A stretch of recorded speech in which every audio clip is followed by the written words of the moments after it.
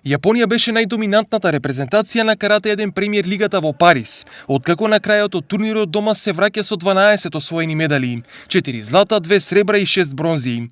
Меѓу посилните репрезентации беше и Франција, која заработи 4 медали, 2 злата, 1 сребро и 1 бронза. Најдобар пласманка и македонската репрезентација обезбеди Жарко Арсовски, кој во категоријата над 84 килограми го освои 7-то место.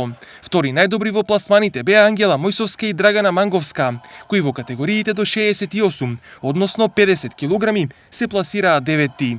Најголемо изненадување на оваа премиер лига беше репрезентацијата на Кувајт, која во кати екипно заврши прва, пред репрезентациите на Шпанија, Турција и Мароко. Одлични настапи во Париз има и репрезентациите на Италија, Иран, Турција и Шпанија. Но овде не завршува борбата за Олимписките игри. Овде допрва почнува. А Македонија може да се каже дека треба уште малку да поработи на себе, зашто е можно повеќе каратисти да дојдат до прагот наречен Олимписки пласман.